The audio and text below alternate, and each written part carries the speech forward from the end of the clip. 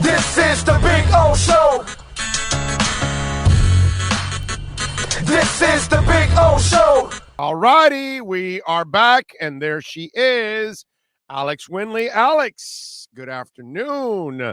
We haven't had you on the show in a while. How you Yeah, doing? good afternoon. I hope you're well. I am doing great. Can't complain.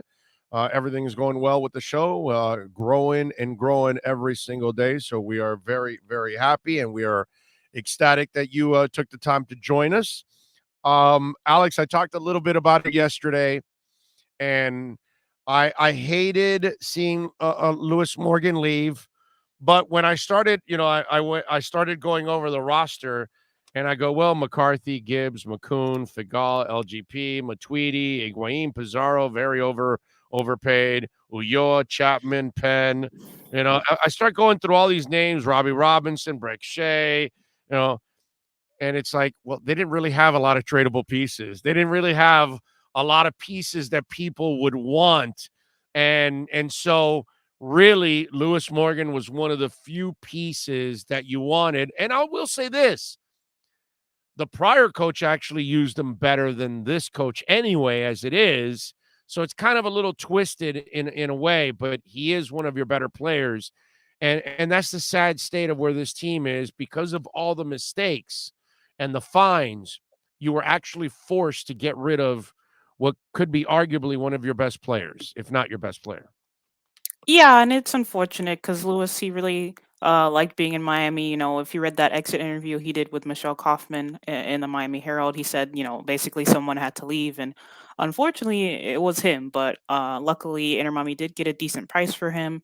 They got about 1.2 million in general allocation money over the course of 2 years, which is split into 700,000 for 2022 and 500,000 for 2023. So it's a good get for him, but yeah, to your point about Lewis not really fitting into Neville's system, it's true. Last season, under Diego Alonso, he the offense basically ran through Lewis. So under Neville, he was much more of a I don't want to say utility player, but because he was so quick and had a good work rate, Neville basically chucked him over to right wing back because he was quick enough and he was doing what Neville wanted out of that position. So it's unfortunate, but like you said, he was one of a couple of players. Actually, there's teams interested in Leandro Gonzalez Perez, Nico Figal, Rodolfo as well, which is surprising. There are MLS teams that are interested in those players. So, yeah, Lewis What at is this it, an time is LA?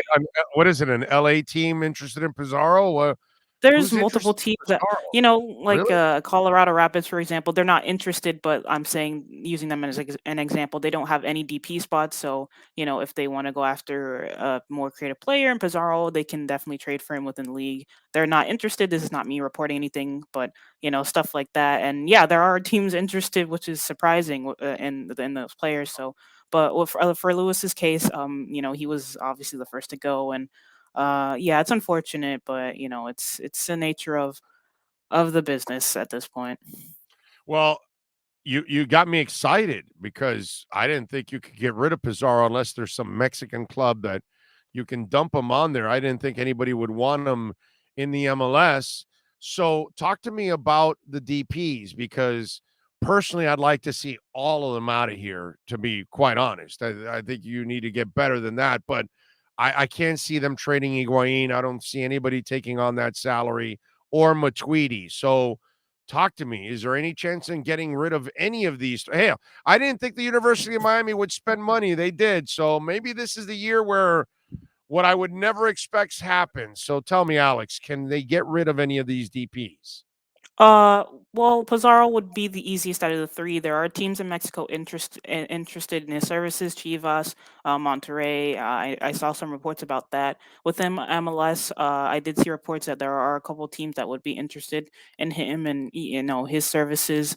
For Matuidi and Higuain, there's no resale value for them unless if Inter Miami really want to do they can buy out one of their contracts, which is very expensive, and they can only do it for one player a year. They did it last year with Matthias Pellegrini, but both Higuain and Matuidi, their contracts run out at the end of 2022, so it really wouldn't make sense for an MLS team to trade for an aging player that's going to retire or leave next season.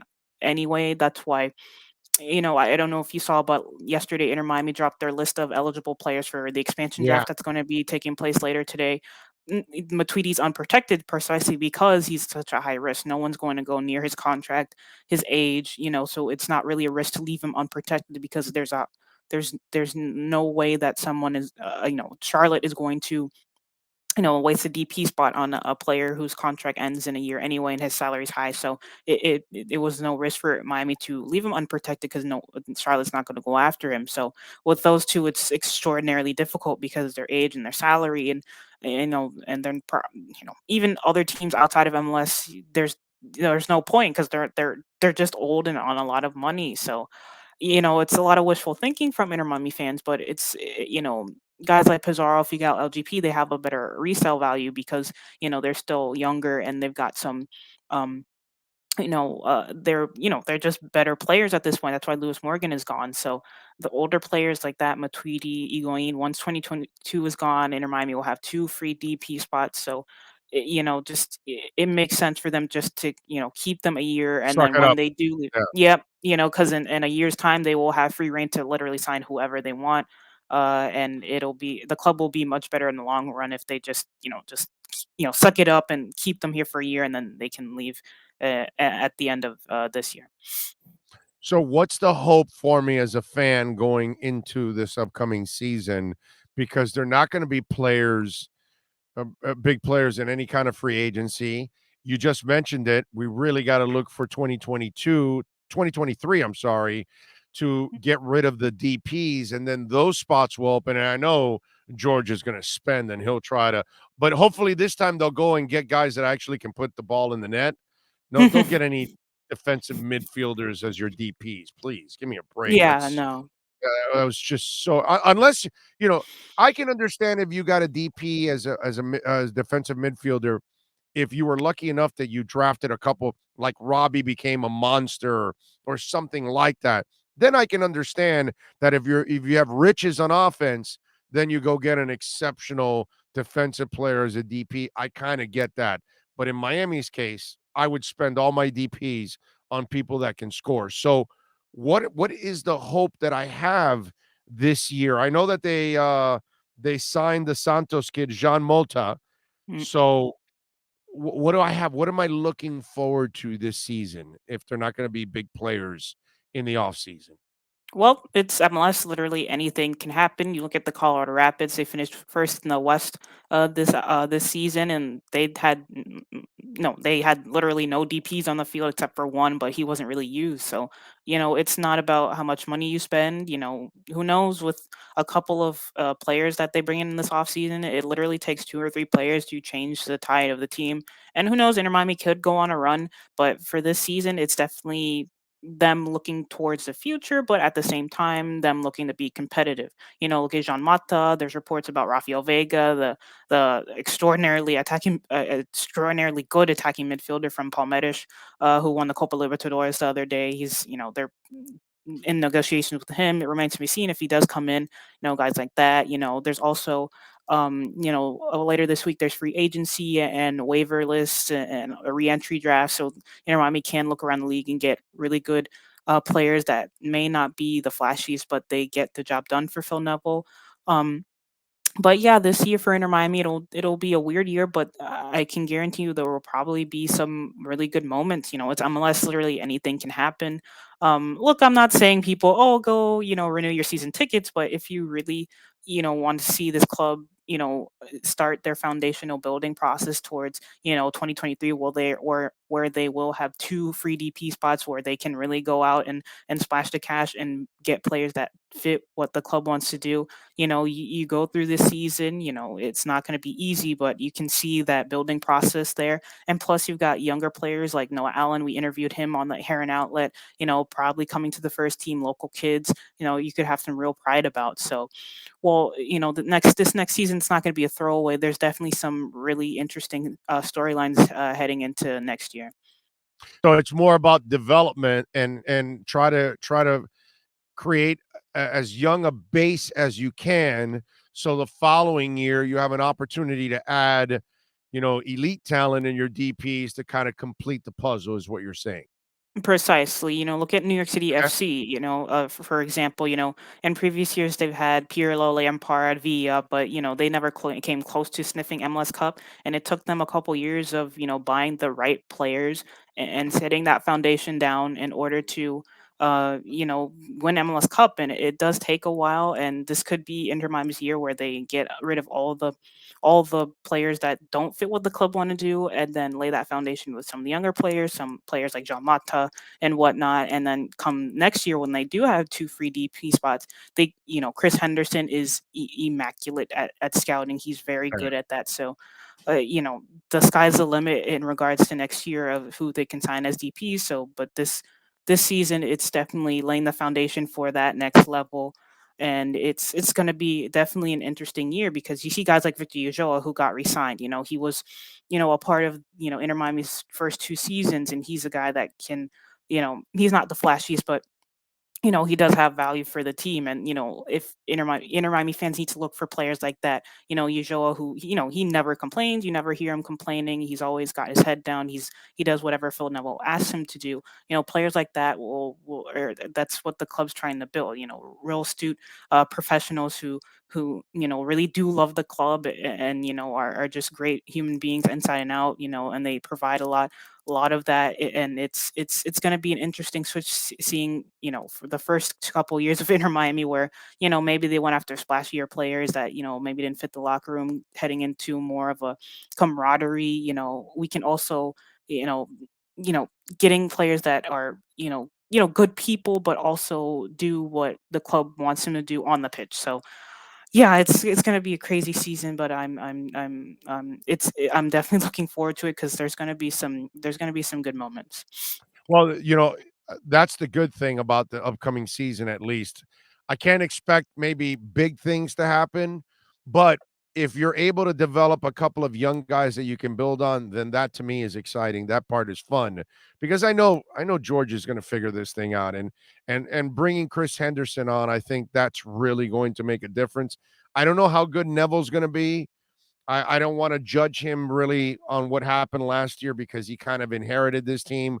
I'm going to judge him more this year now because the team will be more in his liking. And then the following year, obviously, with the DPs, then he'll really have no excuses and he can, go forward. But I think finding some young guys will be the exciting part that if you can build on a couple pieces, then now you get a feeling at least that they're headed in the right direction. Alex Windley joining us from the Heron Outlet. Follow her on Twitter, by the way, like I and many others do at AAW_1998. One more thing before I let you go. It seems like Miami Freedom Park is on target and still the eventual ending point for this team because I saw that they signed the lease at Mel Reese, but it's a lease that can be terminated at any time once the approval and everything is set for Miami Freedom Park. So I kind of looked at that article today in the Herald and I said, this is really good news still that they are, the image that we have of that world class facility. Even though I do like this stadium that we have in Fort Lauderdale. I think they did a terrific job with it. Yeah, it's You know, what I brilliant. mean, I mean, in 8 months they did a marvelous job with it. Damn, but what they want to build, as you know, Alex, in Miami, that thing is going to be world class. And so I think that takes it to another level. So I thought that article was a lot of good news, actually. Yeah, and it's long overdue. The struggles that this team has had with their stadium sites heading all the way back 2014, just it's been a lot. So if there's any good news that can come from this, it'll only just help the organization as a whole, just to uplift them. Playing in Fort Lauderdale is great. The stadium is great. It's brilliant. The press box is absolutely brilliant. But playing in Miami proper will only do good things for the team. Okay. Good stuff. Tell them about the Heron Outlet so folks can follow you there for our soccer fans. They can climb on board and support you guys there at the Heron Outlet. Yeah, the Heron outlet. So me, my colleagues Ian Hest, Austin Robillard, and our producer Andres, we are basically covering soccer, Inter Miami, world football as a whole. We have interviews, transfer talk, analysis, tactical breakdowns. We put our podcast on there as well. You can find us at the Heron outlet on Twitter and on Instagram. There you go. And she is Alex Windley. She knows her stuff. She does a great job of covering Inter Miami. So if you like La Rosa Negra, make sure you follow Alex Windley. She knows her stuff, baby. Alex, thank you as always. You are awesome. I appreciate you. Thank you for having me. Have a good day. You got it. There you go. Alex Windley, man. Excellent stuff. AAW _ 1990.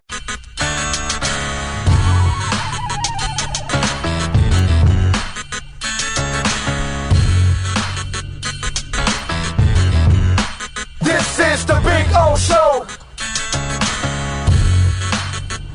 This is the Big O Show.